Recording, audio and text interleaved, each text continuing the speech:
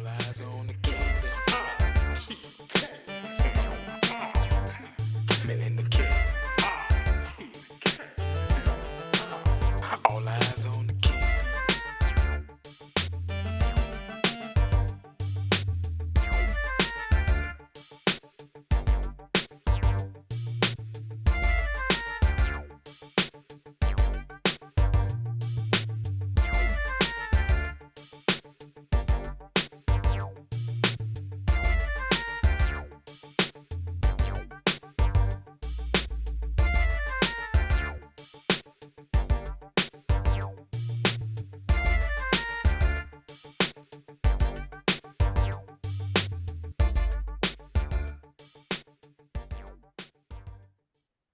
Greetings, greetings, greetings, and welcome.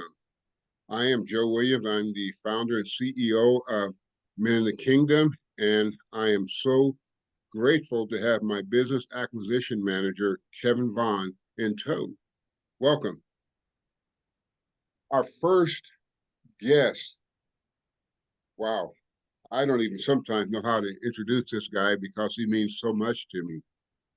We attended the University of Nebraska at Omaha, and we were, at that time, they called them grapplers. But we were wrestling buddies and wrestling teammates. And what I'd like to do is just introduce you guys to Daniel Oliverius, but he's known as Danny O. Danny, how are you today?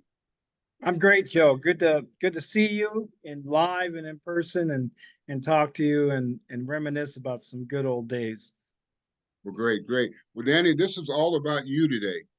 You know, we've got just a perfect setting for you just to tell us a little bit about whom you are, because back in the day we were grapplers, wrestlers, and things like that. But life kind of gives us a lot of different curves, and we have to do things that put money in our pocket in order for us to survive this crazy, crazy world.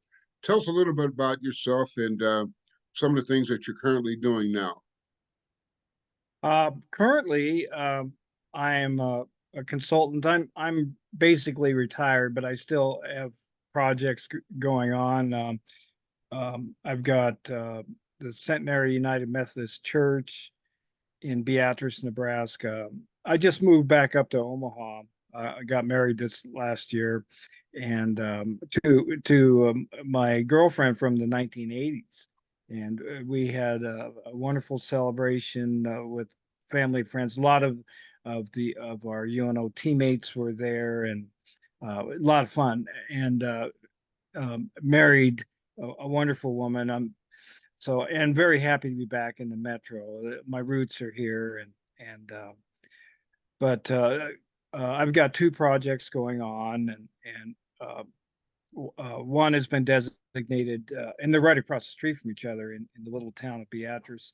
One's been designated as a National Historic Landmark.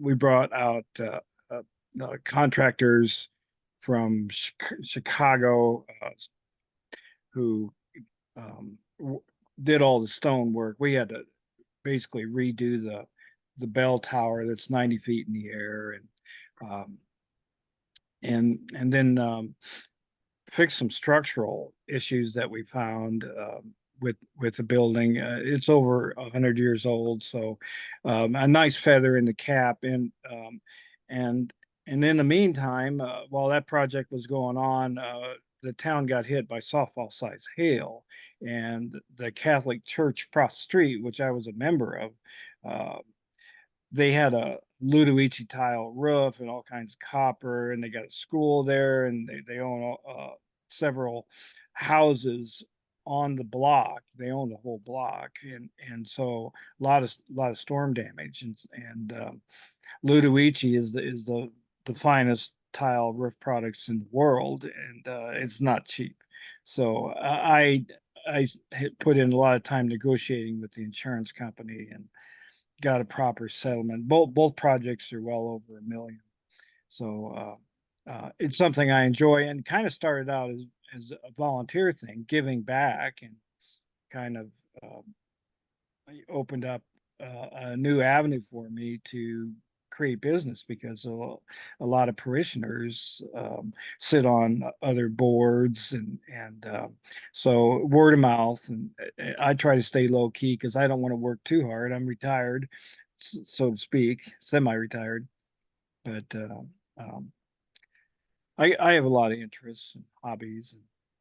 So Danny, my question to you, this when you put together and assisted with this project, did some of the other pastors solicit your assistance in any way, shape, or form? Well, again, word of mouth. A good friend of mine, and a connection through wrestling. I coached his son, and he was a member of the Centenary United Methodist Church, and what he was dealing with over there, he was kind of looking after the church as far as maintaining the integrity of the building, and they had a lot of roof leaks, and so every time it rained, I was down there on my time initially, and then they hired me as a consultant. I brought in engineers, architects, and everything, but the connection initially was personal, and the gentleman who was overseeing the finances and everything, that the decision maker, he was a former superintendent of schools. In a past life, I spent 14 years as an English teacher and a head wrestling coach, both in the Omaha metro area, in the metro conference, and then in the town of Beatrice. Um, So so, you know what I hear, Danny? I hear that your consulting business was very strong. It took you out of retirement, and it was able to kind of help fund a little bit of your life. But one of your biggest passion was, I'm sure, and you alluded to it earlier when you said something about wrestling and helping one of your friend's son, and then being a teacher. So what I hear is education is at the forefront of everything that you do. Teaching, whether you're teaching in a classroom or you're teaching on the mat, there's fundamentals that have to be taught: teamwork, working together collectively. And we all understand that wrestling is just you and that other individual out there.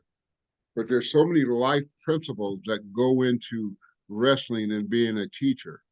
Can you talk a little bit about that? oh, and you know this well yourself: work ethic, uh, showing up on time. Uh, the principles that successful adults uh, use to further their careers. All those things come into play, and those are lessons learned through wrestling, and that's why I've stayed. I never stopped coaching, even when I went into the private sector after 14 years. But so many of my connections, if I need a plumber, an electrician, I'm calling my former wrestlers. They're all in the trade. A lot of them are in the trades, and some are engineers, and that's my network. That's the core of my network, and of course, I met other people while doing business. But after 14 years of teaching, and God bless teachers, we don't pay them enough. So during the summer, it was pretty normal for teachers to go out and have other jobs, and I was doing everything. I'm a pretty good carpenter, so building decks, docks, and painting houses, you name it. I was doing it, whatever, to make ends meet. And so I had that background, and uh, it was kind of an easy transition for me when I did decide to leave teaching. And again, using my network. Um, my first commercial construction job, I walked right into as a manager, and these guys are speaking a whole nother language that I don't understand. I'll But bet. you keep your mouth shut, you listen, you ask questions. If you're smart, you can adapt, and So I literally at 38, I made a transition in my life that that I'm grateful because it was a new challenge, and I still continued to coach, and a lot of my former wrestlers went on to be head coaches. I worked with them.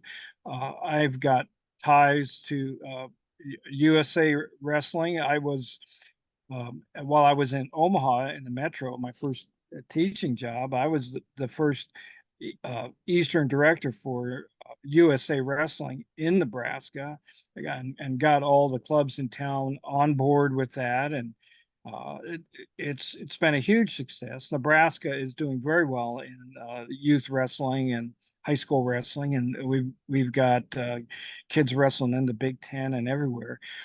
Personally, uh, I've I've uh, I've coached some incredible individuals. Uh, Took a team over to Germany back in 1987. Made friends the with um, some of the German folks over there in the Black Forest area, and they're just like us. You know, they're mid.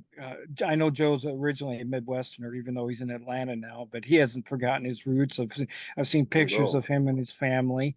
You know, we're the same that way. You know, I've got my family, and um, but those connections that I made overseas, we hosted two teams back here while I was still head coach, and those were lifetime connections, and open up a whole new culture.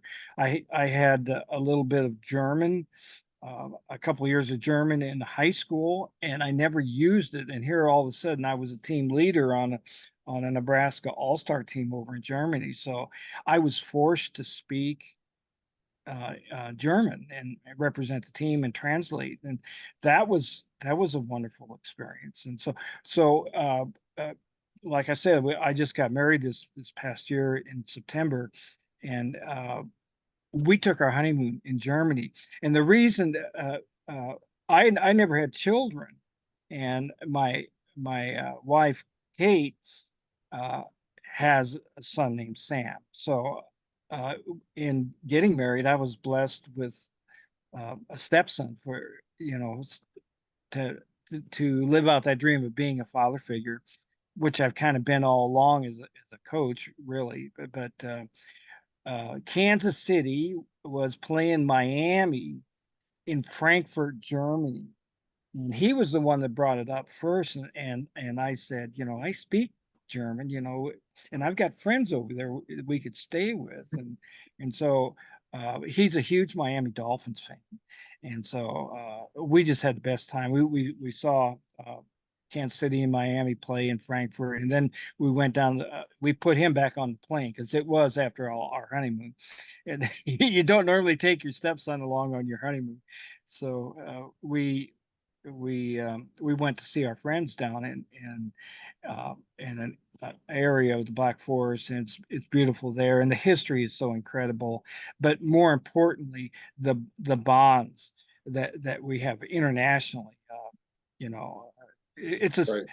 it's a But Danny, secret club. Danny, when you saw the Kansas City, Mahomes was still the quarterback, right? I Oh mean, he yeah, was. oh yeah, So oh you yeah. got a chance to see. Kelsey was. We were watching Kelsey warm up an hour before the game. It was cool. And Mahomes is a great story. And I'm gonna tell you, I'm gonna give you another name, Rayola. Dylan Raiola is now a freshman quarterback at the University of Nebraska, and he's spending time right now training with Mahomes post spring football. So watch out for this young man. He is going to be. I mean, he was the number one quarterback in the 2024 class, and he's going to be another Mahomes before he's done. There you go. He's There you go. Well, Danny, we got. I don't want to shut my business acquisition manager out, Kevin. I also want to give him an opportunity to just ask a couple questions because for me, I see three, maybe four segments that I want to touch bases with you on, but I'm going to allow Kevin, if he so wants, to make a comment one way or another. Thank you so much, Joe. Danny, oh, welcome, man. We're so proud and Thank you, excited Kevin. for you. So glad you know Joe, and glad you guys are still connected together. Hey, Danny, I wanted to ask you a question about who inspired you growing up. I mean, what put you into the realm of where you're at, where you're at today, but who helped you and kind of guide you a little bit to where you're at today? Well, as for, all of us, we stand on the shoulders of giants. Everybody, there are people that influence our lives. Uh, the guy who started me in wrestling, uh, Jim Holacek, RIP, uh, uh, won state championship very early on in my hometown of Albion, Nebraska, and then went on to Lincoln East in Nebraska to be the head coach there and won a state title there. But our coaches learned wrestling from books because it just wasn't, we didn't really have, although the wrestling state tournament's been around since 1928 in Nebraska. Pretty much it was just metro schools, and in the 60s it kind of exploded. But Jim Holacek went on to be the national AAU director. But Joe will probably remember at the beginning of the season every year in college, we went to the Great Plains tournament, which was sponsored by the AAU, they were transitioning between the AAU to USA Wrestling, and Jim was the national director. So, you know, I and he was an English teacher, by the way. So it was no accident that I ended up teaching English. Although my father was an attorney, and when Joe knew me, he left a year before I graduated. My plans were to go to law school, and I'd been accepted at Creighton and University of Nebraska and Michigan University law schools, but I couldn't give up. It was just my calling that God spoke to me and said, "You're not done with this journey yet, Yeah. and with wrestling." And so, and then I had good high school coaches, but I went to watch the University of Nebraska Omaha because they were a big deal. They actually won the first national title in any sport Wow. in 1969 in for the Nebraska system, Mhm. and the head coach was Don Benning, and I first Yeah, I saw them remember. in I wrestling. remember Don. And that's a story in and of itself. Don Benning uh, went on to become the assistant superintendent of schools for Omaha Public Schools, and took over at a time when busing was an issue, and the integration of the Omaha Public School systems, for equal opportunity for minorities. And Don was a great man, and Don uh, is uh, I don't think a lot of people know this. That Don was the first black head coach of a predominantly white university in any sport in the nation. And Wow. back in his day, he had, and it was mostly local guys, Omaha Metro guys, but Yeah. they were beating teams like Iowa, uh, you know, uh, that's been a program that's been dominant in wrestling, Yeah. and wrestling all over the country. And I've talked to Joe about this, but I've talked to the boys from back then, uh, and when they would cross the Mason-Dixon line, because they were wrestling all over the country, Mhm. you know, uh, 10 guys on the team, 5 guys were black, 4 guys were white, and Paul Martinez was a Hispanic. But the joke was that the white guys talked him into be calling him his name Martinez, so that they they would have 50-50 on the team. But Don was immersed in all of that, and the whole business about Jim Crow in the South, and the lunchrooms, Yeah. being denied stay at hotels and things like that. That was all very real. So he grew up in that atmosphere, Yeah. and what a leader and what an impact he has had on our sport, and you know, those are one of those giants that I talk about. I knew Don, and when I started coaching in Omaha, I had meetings with him, you know, and Yeah. so what a gift. And so Yeah. and then of course my senior year in college, Mike Denny was the coach at UNO. It was his first season, so we broke him in right. But he went on. He just retired. He went on to be a Hall of Fame coach. So when I say that I had the good fortune of standing on the shoulders of giants Yeah. in every bit of that, and then in the practice room back in my hometown, there was a state champion the weight below me. There was a state champion the weight above me. I was a state champion. I was just surrounded by good people. Same thing in Yeah. college, surrounded by national champions. Yeah. And a plug for my hometown of Albion. When I was in high school, we had won 68 duels in a row without a loss. So I come from a very storied program, Yeah. and Wow. so we are only as good as the people we surround each other with. That is correct, and I think it's important, Danny, that as you talk, you're bringing these giants up because no matter how good we were in college, or those folks helped us focus on life after college, Absolutely. and those principles we live with them today. And people say, "Hey, Joe, why are you doing this or why are you doing that?" It's because I had people that were surrounded me, and when I started naming individuals, I just kept, and I said, I have to stop because there were so many people that were influential in what I did. And as I listened to you're naming so many, and there's so many more that are still in your life. Now, Benning, I remember him distinctly. I don't even know now, has he transitioned or is he still with us? No, it's been about 5, 6 years ago that he passed on. I've been trying to rattle the cages. You know, we've got all these bronze statues down at the University of Nebraska with Tom Osborne and some great players around the stadium there.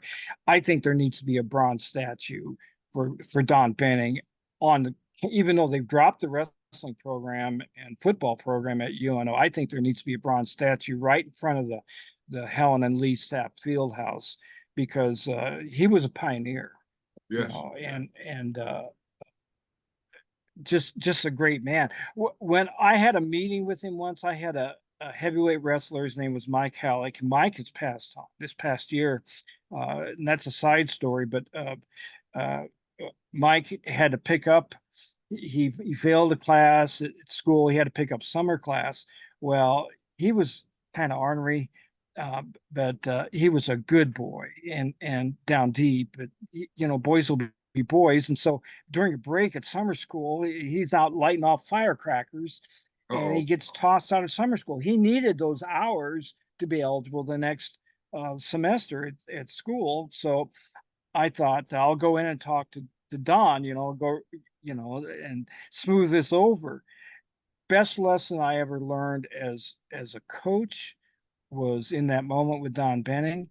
And Benning said, "You're fighting a battle for a young man who needs to own up to his behavior, Right. and you are enabling him, and you cannot do this." And that was a very valuable lesson for me as a young educator, from Don himself, that you can't condone and reinforce that, because it's gonna come back to bite not only you as a teacher or a coach, but you're not helping the young person. So Exactly. we I let totally Mike agree. stand on his own, and Mike uh, went on to win a state title twice, finalist in Nebraska, and went on to a career in the WWE, Oh, okay. WWF back then, um, and So he took that aggressive style and ornery attitude and found himself in the acting business. exactly. One of the guys that he helped train is Dwayne Rock Johnson, Wow. and which was pretty cool, you know, and of course me at the time weighing 140 pounds dripping wet, but I had great technique. You know, I was the only guy that could wrestle him. He was 285 as as an eighth grader, you know, Geez. 6'1", 33-inch thigh, and he wasn't fat. He was just rock solid, and but taught him the body lock, and which Joe knows because Joe used to lock up with guys and plant them so hard on the mat that they'd come up with the out of bounds stripe across their back. You know, Joe was not only a great wrestler, he was a great athlete. But I yeah, and I thank you for that. I oftentimes think that I probably should have played football or basketball because I remember the coach at the University of Nebraska at Omaha. After I finished wrestling, and I played against Free Force and some of those guys that were there, and I killed them. I like in an intramural, oh, I couldn't stop hitting the shot, and he asked me, he said, "You want to take that fifth year and come out and play for us?" And if I knew what I knew now, I probably would have. I just didn't. I mean, I was afraid of, uh, you get afraid of success. You also get afraid of failure. And I thought, I knew I was a good athlete, but I remember those guys distinctly. And I sometimes wish that I would have done that. But Dan, thank you for the accolades on being a good athlete. I thought our whole team was built around just solid athletes, but more importantly, we were better men. We appreciated one another greatly. So what I'm going to do is I'm going to pivot a little bit, and by and the way, let because me interject this. You could have made the NFL. There were a couple of guys that never even played college football. Stephen Neal being one, and three-time Division II and Division I champ Carlton Hasselrig never played collegiate football. Went straight to the NFL. Wrestling and football. I mean, you're rapping when you tackle. I mean, you're getting your job is to get a guy to the ground, which is what wrestling is. So right, right, your path could have taken a different one, but look where you're at now and the impact you're having on lives. yeah. You know, Well, and that's what it's all about. I'm just so excited that we come from a good stock.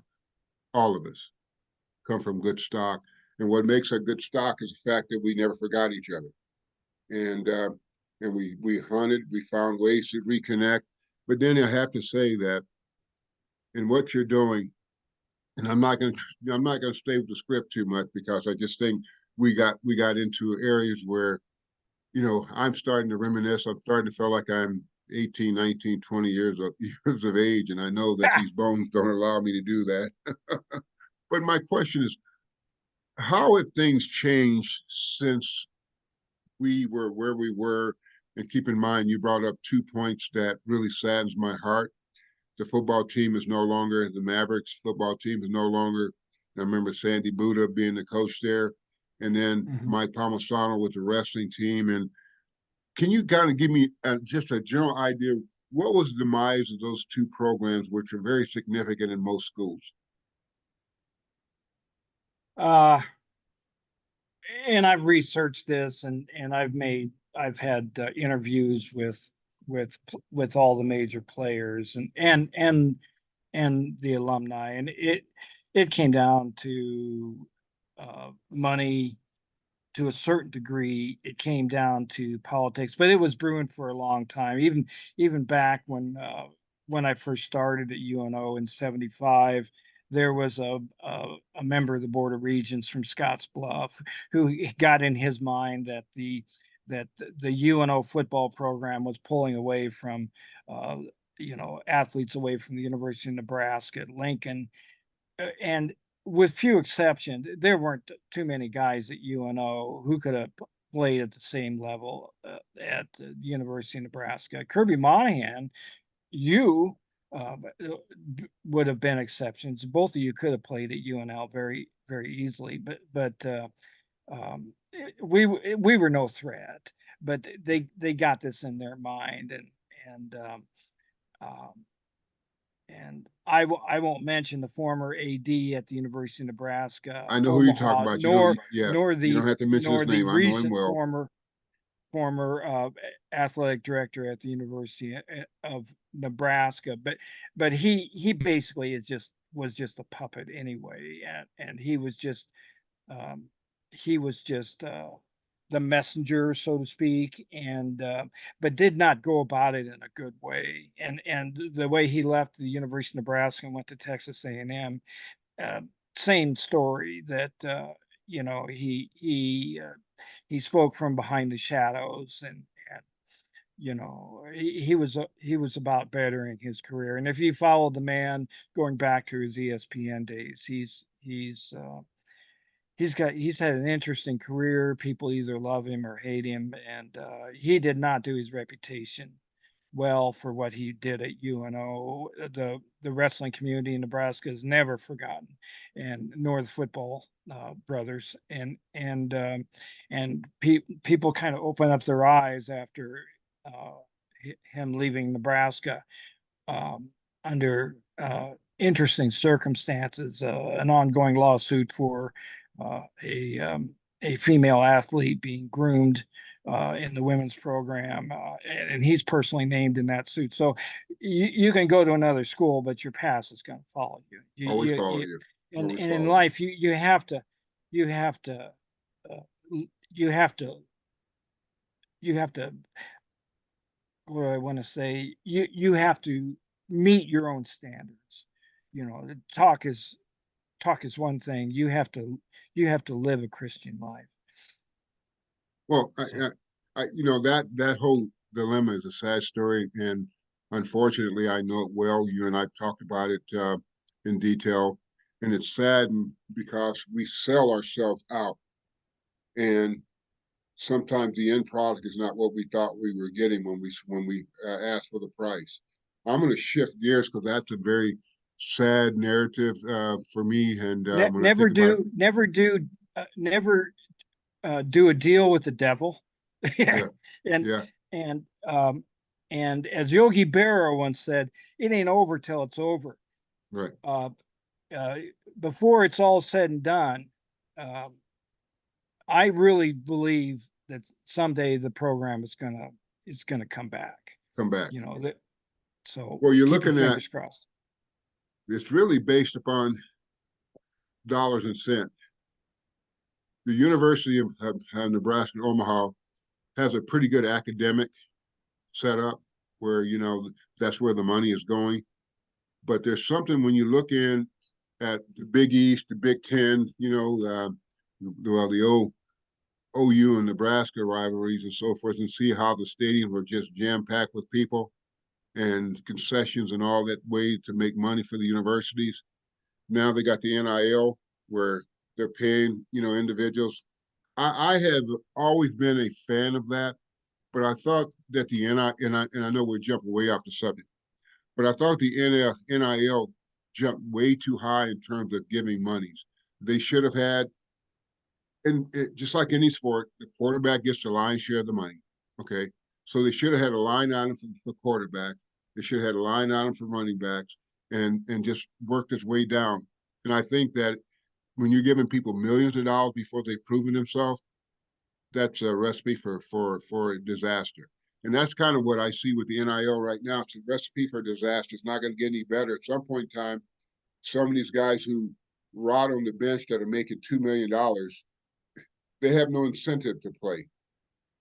With us wrestlers, we knew that we had two or three guys on our team that we had to beat in order to make the team, right?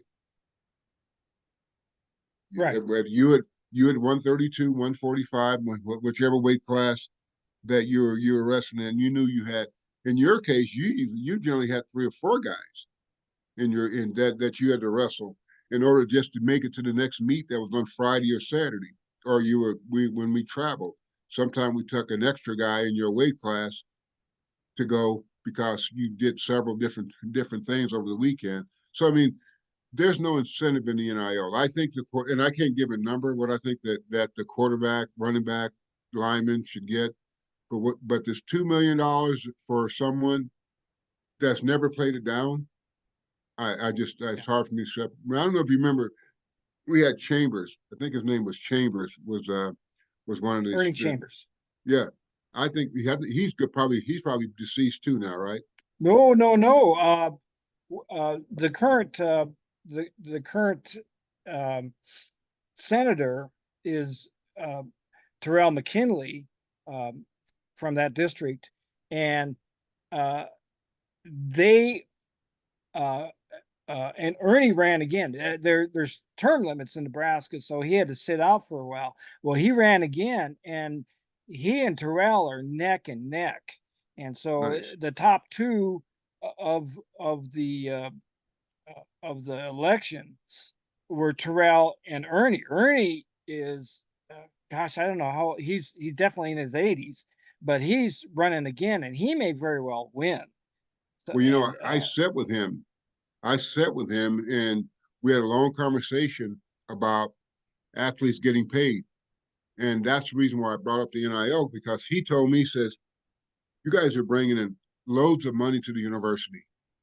He says, half of you guys have inferior sleeping quarters, not eating well at all. He said, I'm not for you guys becoming rich for the university, but I said, the stipends that you guys get, he says, you guys should get triple that. He said, you should be able to stay in a decent place. I said, you don't have to live in a mansion. He said, but you should be able to stay in a decent place, and have affordable transportation, and at least be able to eat properly. He said, you guys are just eat pizza at Sortino's, going to Sortino's, eating pizza, getting food that's not really good for your body. He said, but your body has to be in peak condition. How can it be in peak condition when you're starving?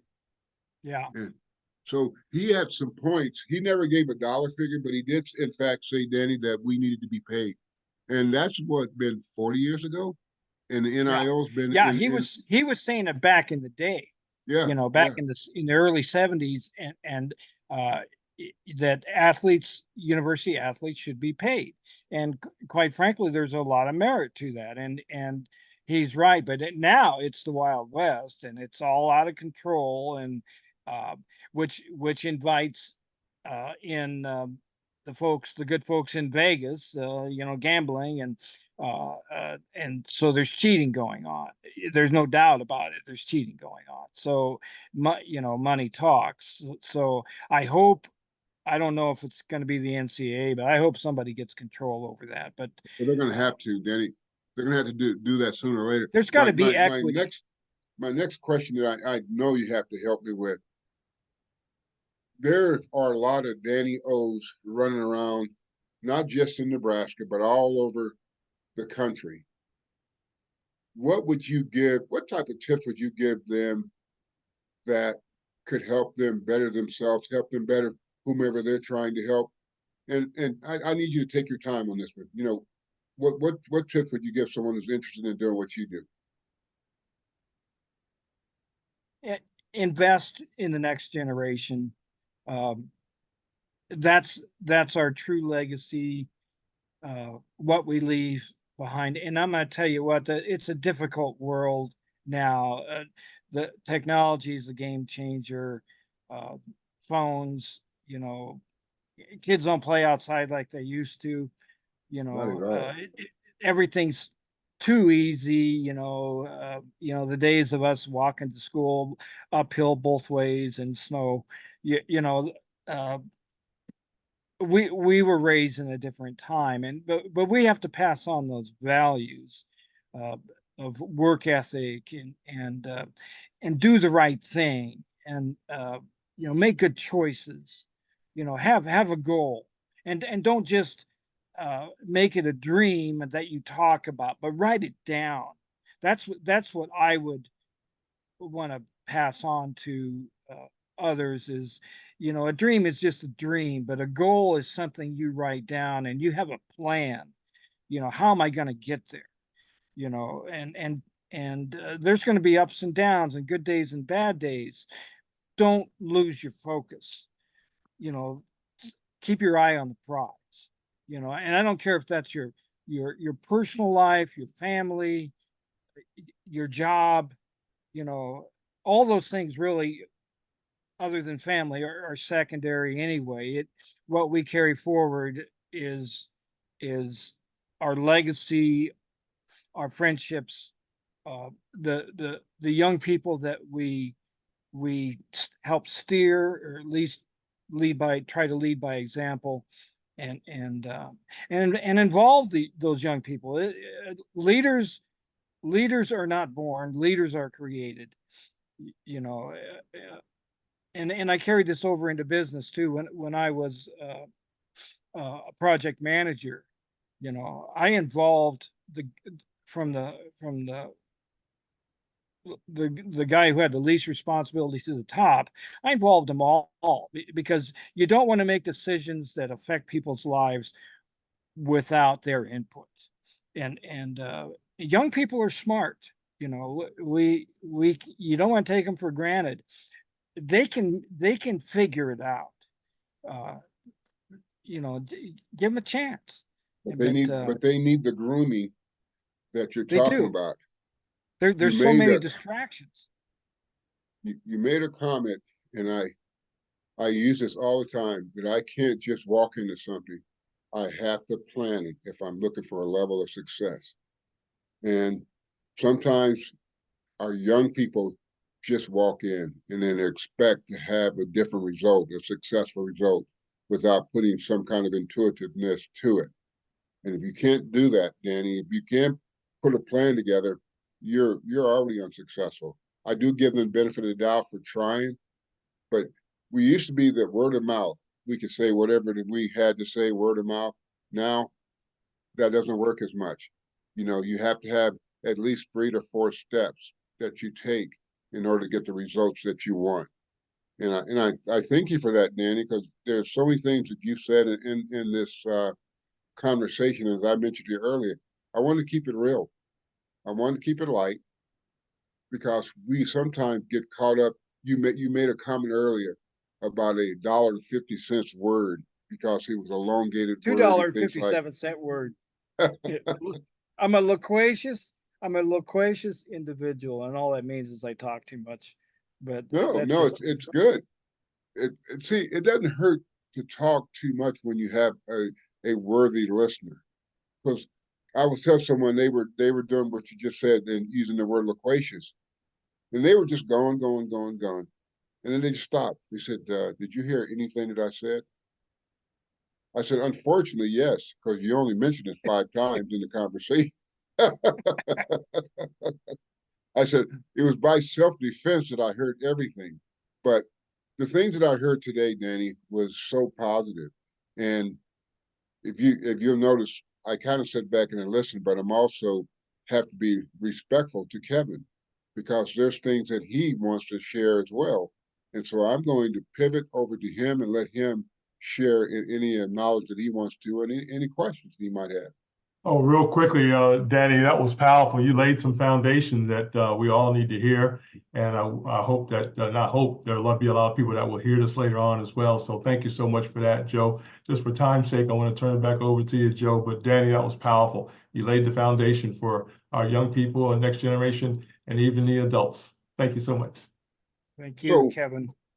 My as pleasure. as we get close to the ending, in closing, Danny, and man, you shared a lot. There were 5 things that I gleaned from it, and I think I've mentioned those over time. In closing, what additional nuggets would you like to share with us? And this, you got plenty of time. What nuggets would you like to share with us? Don't um, don't wait till tomorrow to tell the people who are most meaningful in your life that you love them. None of us is guaranteed tomorrow. Tomorrow is Sunday, and as usual, I'll be in church, but I'm attending a celebration of life later in the afternoon, and it's of another heavyweight wrestler for me. So this is 2 of the young men that I coached passed within the last 8 months, and both champion wrestlers. Mm. And uh, and um, I I just wished one of them a happy heavenly birthday on Facebook for his family. But I said, I'm sending another one your way. And that's Sean Ray. And Sean was also a great wrestler. They both learned the body lock from the same source. And so I said, you guys are allowed to uh, talk wrestling, talk, but no matches, because that's, they could each hurt each other badly, but you know what a tough thing. These are guys in their early to mid 50s, leaving us way too young. And in Mike Halleck's case, it was CTE. That's a whole nother topic. But too many concussions from the WWF. and and Hmm. and and Sean Ray went into hospital. They diagnosed him with stage 4 lymphoma. He uh, was one of those, stand up tough guys that, you don't go old school. You don't go to the hospital or see a doctor for anything. He got there too late. He was gone within a week. So, it's okay to reach out. It's okay to ask for help. It's okay to lean on each other. Take care of yourself, yeah, and take care of your loved ones, because we are not promised tomorrow. And I'm saddened by the loss of these two guys, because they weren't just my athletes; they were my friends, and they had a huge impact on my life, as I'm sure I did them. But tell those that, and by the way, Joe, I love you, brother, and tell the people that are close to you as often as you can. Hug them, you know, because you never know what the next day brings. That's so true, Danny. I'm going through something right now, and I'll have to talk to you about it offline. But it is. I remember when I was 20, 21 years of age, I had never said to my mom, "I love you." When I went to college, I heard a number of people on phones talking to their parents, and they said, "I love you." And it was a very, very awkward thing to hear that, because I thought I'd never said it. So that's one of the things I take from college, is that when I came back home from visit, and actually it was when I was a freshman and sophomore season, I heard it. And when I came home, I think my mom was shocked, because I not only said I love you to her, but I took my siblings and I hugged them and said, "I love you." And from this point forward, we all, before we get off the phone, "I love you." And it's unconditional. And Absolutely. and so I just want to, and I'm glad you brought that up, because it's, like I said, I'm going through some stuff right now, and we'll talk about this offline. But it is so important to give back. We all we all have our hands out, whether we know it or not, instead of saying, "Look, how can I help you?" When I began in the networking world and began to say, "I want to listen to more about you," because everybody's best subject is them. If you stop and ask them, "Hey, what's going on?" and then you put the focus back on them, man, they'll be like a water faucet that you have to actually turn off, because they'll just keep talking. But with that being And, said, we're and, going to have and to let that's the ourselves. secret to successful sales. Get people to talk about themselves, because everybody wants to talk about themselves. Absolutely. And with that being said, Danny, we want to say thank you on behalf of Men in the Kingdom and in our interviews. Thank you so much. And how can our audience find you without you giving them a direct phone number? Is that something you would like the audience to know a little bit more about you? Are you social or? I'm on Facebook. Uh, uh, I don't ever get on Instagram, but I have an account there just to, I've got my circle of a lot of former students, a lot of former athletes. I enjoy seeing pictures of their families, and to a man, they are all solid citizens, and that I take great pride in. But their families probably had more to do with that than anything. But I hope I gave them a little extra push. But um, I'm out there. My email, if anybody ever wants to email me, is just my first name Dan dot my last name Oliverius, and I'm on Gmail.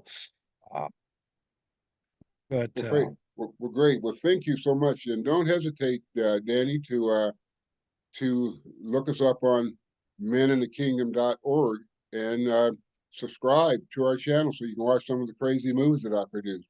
At any rate, we want to just, on behalf of Men in the Kingdom, we want to say thank you so much for allowing us to speak with you and take time out of your precious morning.